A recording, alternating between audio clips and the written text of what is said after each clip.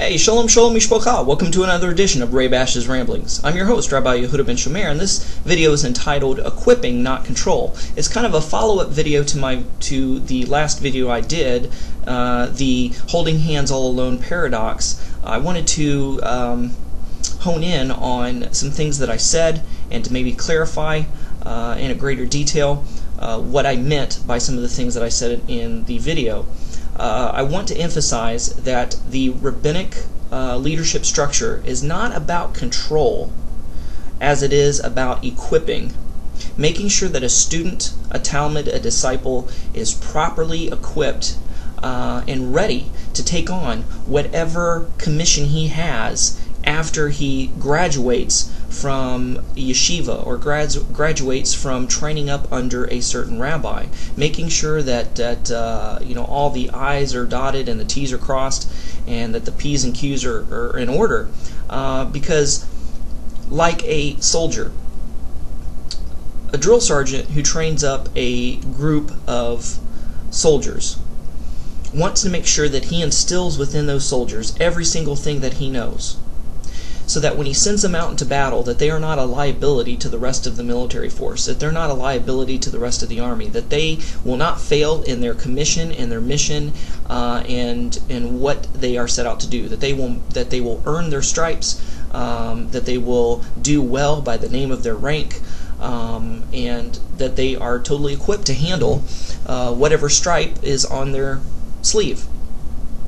In the same way, rabbis and leaders within Judaism want to make sure that the students, the Talmudim, which are raised up to be the next generation of leaders within Netzari Judaism, are taught everything that they know, that they are thoroughly equipped and furnished to be able to rightly divide the word of truth, to be able to rightly to make rulings on Halakha, and to be able to lead their people in the congregations rightly, to be able to successfully fulfill their calling in their ministry.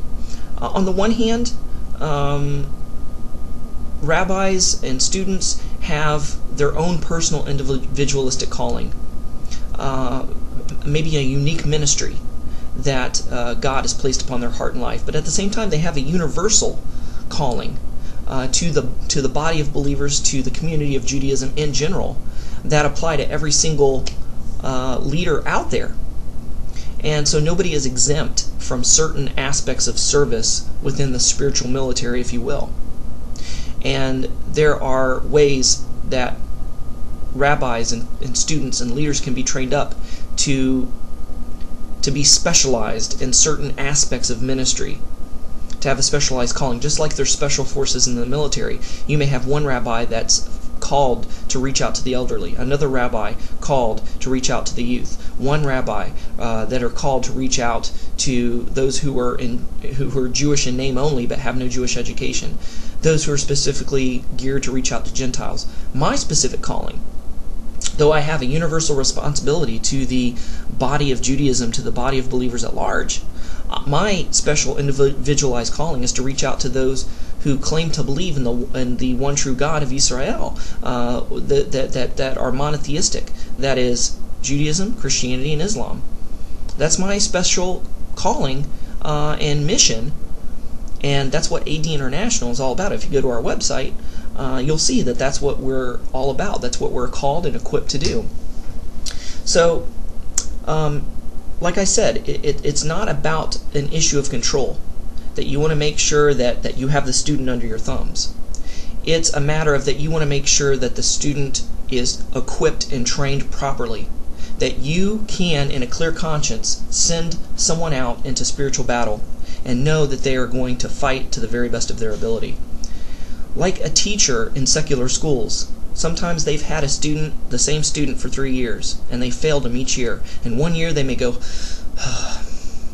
well, really, this student hasn't passed. They haven't met the requirements to pass on to the next grade. I'm just tired of having them. I'm going to pass them on. Well, that's the wrong thing to do, because the student ends up falling through the cracks because they don't know how to read. Maybe they're dyslexic and haven't had the right training in mathematics or reading and writing and what have you. And they're not doing that student any favors by passing them on. By allowing that student to pass on without meeting the requirements of that particular grade level, they are lowering the bar for that student. They are showing that they really don't care what happens to him. They just want him out of their hair. Whereas in Judaism, we will keep somebody in a holding pattern until they get it right, and then we'll allow them to move on, because we want to have a clear conscience and knowing that they're totally equipped and trained in the right way. And it doesn't matter how long it takes, whether they go through yeshiva or training under a rabbi within 1 year, 3 years, 4 years, 10 years, whatever it takes, that's what we're going to do.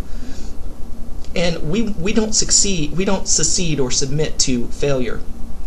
Where maybe somebody will say, "Rabbi, I just don't get it. I just can't do it. That's just not my forte. That's just not my calling." You know what? Just like a drill sergeant, there's no excuses. You may have a recruit that's like, "Drill sergeant, I can't do these 100 push-ups." "I don't care what you can or can't do. I'm telling you to do these 100 push-ups, and you maggot, you get on the ground, you do these push-ups. And after that, I want you to climb over that wall." Kind of like Master Yoda. "Oh, okay, Yoda, I'll try."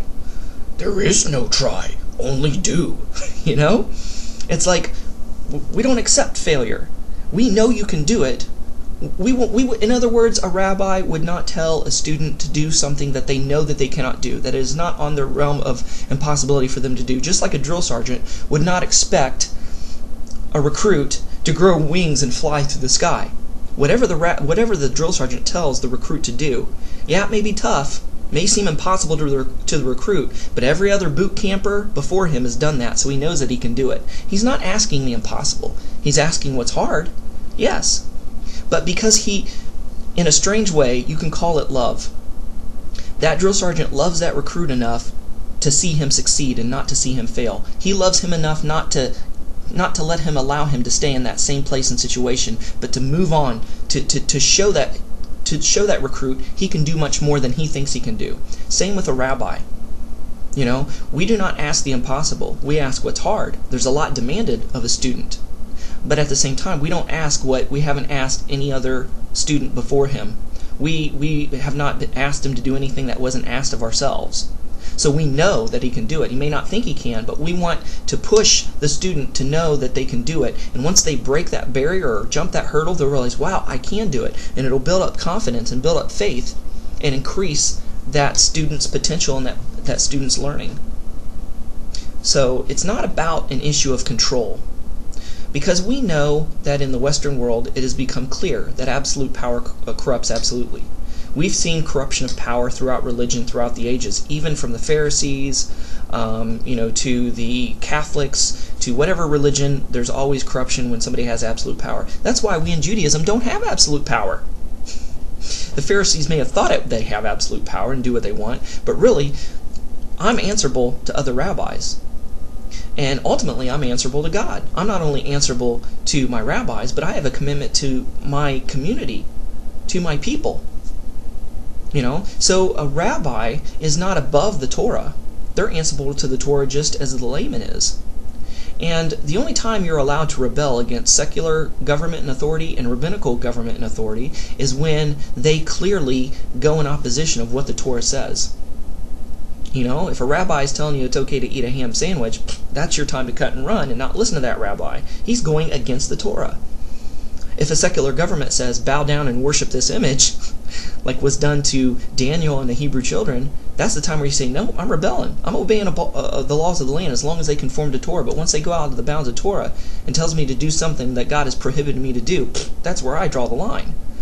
So you're allowed to rebel in those instances. But as long as they're telling you that what they're saying and what they're doing is not out of lines or bounds of Torah or their authority that God has given them, you submit to that rabbi, you submit to that authority, because they only want what's best for you. And they only want, in a clear mind and conscience, to be able to send a student out knowing that he's thoroughly equipped and that he's going to make not only them proud, but God proud. I can't in a clear conscience convert somebody that I know is not going to keep the commandments, or teach or train up somebody who I know has not gone through the conversion process, or has not shown themselves that they're going to be faithful to the 613 commandments of Torah, or maybe they have some unresolved, undealt issues regarding pride or what have you. I'm not going to move somebody on in education and in teaching and training and lay my hands on them to ordain them as this, that, or the other, unless I'm assured and convinced that that they're trained properly, that everything's in order. Because in the end, when it's all said and done, and I stand before Hashem, I'm accountable for everyone that I've trained up. I'm accountable to everyone that I've educated. And I don't want God saying to me, Yehuda, you let this guy become a rabbi, and look what he did. He wasn't ready. How could you in a clear conscience do that when you knew he wasn't ready? It's like you just passed him on. He ended up teaching false doctrine. He ended up leading people astray. That blood is on your hands because you let him go through. You ordained him when he wasn't ready.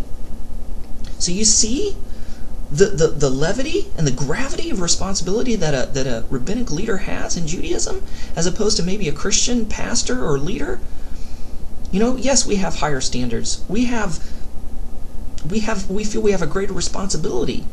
It's not that we want to, I have you under my control. You do what I say because I'm your leader. No, it's like I love you enough to make sure that you are equipped to do what you are called to do. I love you enough not to leave you, not to send you out ill-equipped or unprepared. I don't want a student come back to me and saying, Rabbi, I'm going through this right now. You didn't teach this in yeshiva.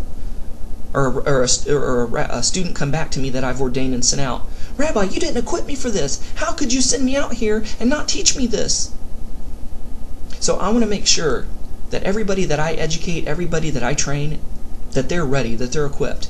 Again, it's not about control. It's about being equipped and furnished and ready. Somebody doesn't graduate from the police academy or graduate boot camp or graduates from college unless the powers that be over them are convinced that they are equipped and ready, and they are ready to put their name on the dotted line to say, yes, I have confidence in this person that they're able to carry a gun and to enforce the laws of the city of New York. Or, yes, I'm putting my name on this document because I'm assured this person has met all the academic requirements to have this Bachelor's of Arts degree in whatever. So same as a rabbi. That's the way we equip our people. We train up our people in our congregation. And a lot of patience has to be involved because the Torah covers everything. If you have an issue, you have a question, you have a problem, be patient because within an annual Torah cycle, most likely it will be covered. And a lot of times people are so impatient, they want answers to their questions right now and they're not willing to wait. So sometimes people ask a question prematurely, and sometimes I have to tell people, just hold on, we're going to take care of that in the next couple of Torah portions. Just hang on, you'll see. So a lot of you've got to trust the rabbi in that he will cover what needs to be covered. And if at the end of a Torah cycle, whatever you had questions about or issues about isn't answered, then you can say, well, Rabbi, I was wondering about this. I noticed that it wasn't touched on in this Torah passage. Can you enlighten me? Or during this Torah cycle, can you help me? And so a lot of times, also a rabbi, before he personally takes somebody under his personal one-on-one tutelage, he will give him assignments and give him books to read, give him things to do. That's kind of prerequisites to say, this is the minimal that you need to know before you can come and train under me. And so sometimes it may look as if we're pushing somebody off or blowing somebody off, but we're saying, no, you've got this homework to do before you're ready to come back and to be my Talmud, to be my student. I want to make sure you know this basic stuff because I'm not going to teach you your ABCs. You should already know your ABCs and 1, 2, 3s. You've got to be on a certain level before you can come and train under me because, we're not going to waste our breath. We're not going to waste our time in training somebody and sending them out and realize that they've gone astray and gone back to Christianity or fell away altogether. We're going to make sure that they're ready and at a basic baseline level to where they're teachable, moldable, and they know certain things going into the training. So a lot of times, if somebody comes to a rabbi, they'll send them away and say, hey, read all these books, then we'll talk. So hopefully you can. This will give people a greater understanding regarding the way things are in Judaism, the way education is, one-on-one discipleship and tutelage between a rabbi and a student. Because like I said, it's not just a teacher-student relationship, it's more like a father-son dynamic. Because if you'll notice in the Tanakh, Elisha called Elijah father. Because he looked at Elijah not only as his mentor and his teacher, but as his father. And what does a child do? They seek their parents' approval. They want to please their parents and make sure that their parents are proud of them, that their parents trust them and have confidence in them. And it's just like sending your child away, after they're grown up.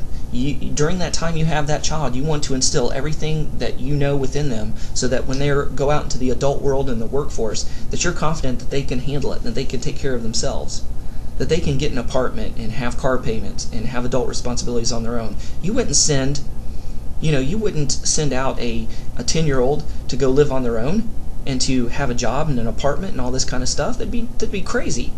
And even sometimes at 18 you don't let kids out of your house. You want to make sure that they're mature, not just physically, but mentally, emotionally, and spiritually, and are responsible financially before you send them out. No different than a rabbi and a student. We want to make sure that our students are equipped and ready to tackle what's out in the world. Anyway, hopefully I've made my point. Hopefully I've brought greater clarity and understanding to this topic and subject. There may be more in the series I don't know yet, but I feel at this time I've kind of said what I needed to say. So thanks again for watching. Thanks for your love, for your prayers, your encouragement. Shalom and Shavuot Tov.